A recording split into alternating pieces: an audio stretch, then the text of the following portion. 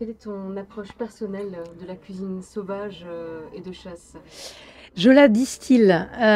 J'en fais peu, mais quand je la fais, j'essaye d'être au plus proche d'une forme de justesse et de sensibilité pour effectivement que ces produits qui peuvent être un peu clivants puissent plaire au plus grand nombre. Par exemple, le chevreuil, c'est vrai qu'il n'y a pas plus délicat, plus fin, plus tendre, plus juteux qu'un chevreuil. C'est beaucoup plus élégant, presque qu'un filet de bœuf un peu maturé. Donc en fait, j'ai cette approche d'aller chercher les produits qui me parlent et d'essayer de les cuisiner de la manière la plus délicate possible pour les faire découvrir justement.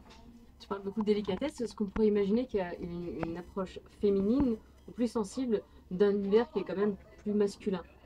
Alors, je crois pas beaucoup, moi, à la côté, au côté sexué de la cuisine. Je crois pas qu'il y ait des cuisines d'hommes ou de femmes. En revanche, je crois qu'il y a vraiment des cuisines de sensibilité.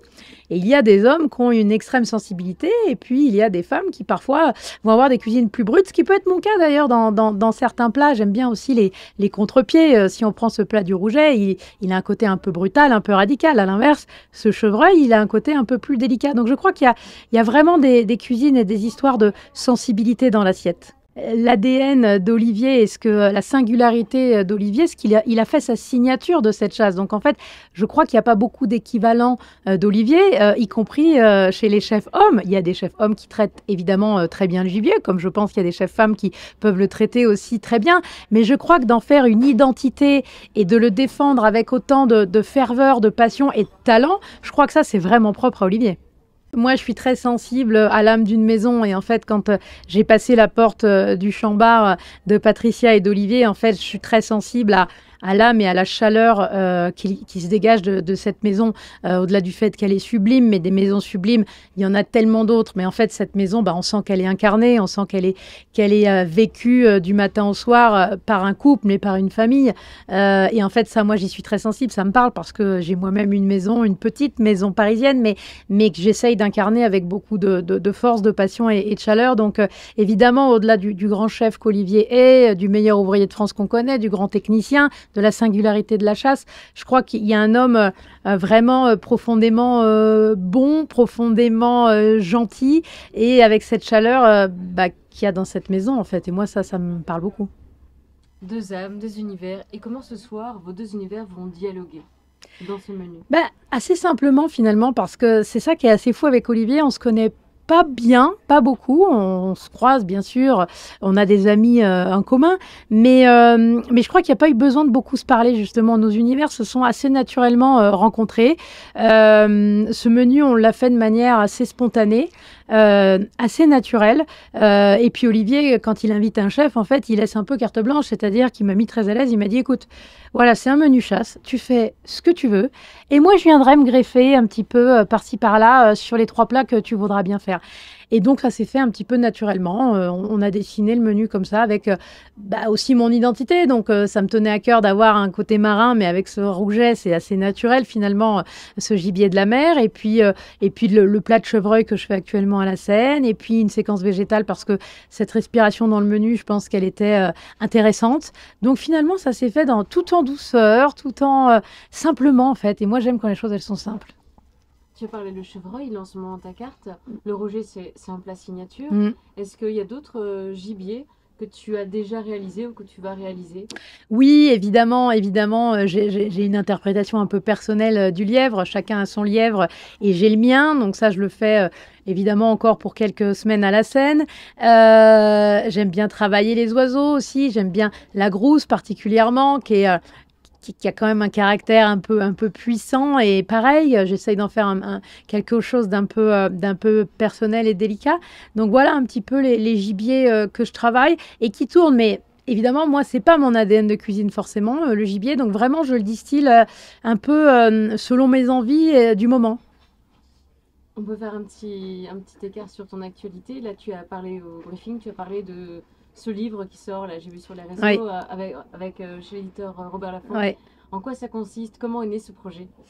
Effectivement, la collection iconique Robert Laffont renaît sous l'impulsion d'Arnaud Donquel, qui a une passion folle pour cette collection, comme beaucoup de chefs. Et il a proposé voilà, à ce projet à Robert Laffont de reprendre l'édition. Robert Laffont a évidemment dit oui tout de suite. Ils ont été formidables. Et Arnaud m'a appelé il y a 18 mois de ça, à me dire écoute Steph, voilà, on va relancer. Évidemment, je vais porter le premier livre, mais j'aimerais qu'on soit deux à porter ces premiers livres et j'aimerais avoir une femme à mes côtés. Donc évidemment, tout comme quand Olivier Nasty appelle pour un quatre mains, quand Arnaud, mon ami Arnaud, mon grand frère, appelle pour un projet tel que celui-là, évidemment, on dit oui. Et je suis voilà, infiniment fière parce que j'ai une passion pour les livres, évidemment, et j'ai une passion pour cette collection. Donc, je veux dire, se retrouver, retrouver son ouvrage sur une étagère dans ma collection à côté de grands noms et de grands chefs qui m'ont fait rêver et qui font probablement, qui sont à l'origine de ma carrière, de ce que je suis aujourd'hui. C'est un projet extraordinaire. Qu'est-ce qu'on va retrouver dans ce livre? Ce qu'il y a de formidable dans cette collection, c'est qu'il raconte une âme de cuisinière ou de cuisinier, il raconte une approche, une philosophie, mais à travers un prisme qui n'est pas que gastronomique, qui raconte la pluralité de notre cuisine. Donc on va y retrouver évidemment des plats de la Seine, des plats du 2 étoiles, on va y retrouver la pizza à dire dont on a parlé ce soir, évidemment on va y retrouver le rouget, ou aussi bien mes pommes de terre gonflées dans un jus de bouillabaisse, gorgées d'un jus de bouillabaisse, mais on va aussi y retrouver les plats plus simples, une vinaigrette que je peux faire le dimanche pour ma salade de cresson, on va y retrouver une tarte Mirabelle, on va y retrouver le poulpe grillé que je fais dans mon autre restaurant avec une sauce beaucoup plus simple, une approche beaucoup plus simple. Mais il regroupe en tout cas une philosophie de chef. Et aujourd'hui, le livre est titré La mémoire du goût parce que, comme je le disais tout à l'heure, finalement, c'est mon ADN de cuisine, cette cuisine du souvenir, cette cuisine, cette Madeleine de Proust qu'on a tous un petit peu dans la tête et que j'essaye de retranscrire de manière un peu singulière et contemporaine. Merci. On se revoit lundi. Ouais. Lundi, je voulais... Que représente pour toi cette nomination et dans quel état d'esprit tu vas à cette soirée du Goemio? Moi, je suis très heureuse d'aller à cette soirée du Goemio où effectivement, je suis nommée dans la catégorie cuisinier de l'année, mais ça va au-delà de ça, c'est-à-dire que pour moi, c'est pas vraiment la catégorie cuisinier de l'année qui est importante. Ce qui est important, c'est que ma maison avance, le travail que mes équipes font au quotidien à mes côtés à la Seine, que ce travail, par un guide comme le Goemio, tout comme par d'autres guides, évidemment. Ce qui est important, c'est de voir que ma maison avance, que ma maison est en marche et que finalement, ça trouve écho auprès des gens qui s'attablent. Donc, je le prends plutôt comme ça, comme une reconnaissance, en tout cas, de l'avancée de ma maison, de l'avancée de ma cuisine.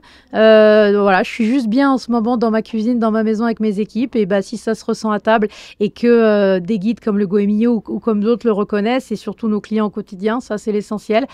C'est chouette, ça donne quand même un sens tout ça à ce qu'on fait et une raison de se lever le matin quand les clients sont contents. Je crois que la mission est accomplie. On est 4 chefs à être nommés. Il y a des chefs que j'adore, en plus en face. Voilà, Mathieu Guibert, César Troisgros, Emmanuel Pilon. C'est des grands talents que je respecte et que j'aime profondément. Donc franchement, j'ai envie de dire, peu importe l'issue, ce qui est chouette, c'est de se retrouver tous les 4 et surtout que nos maisons soient reconnues.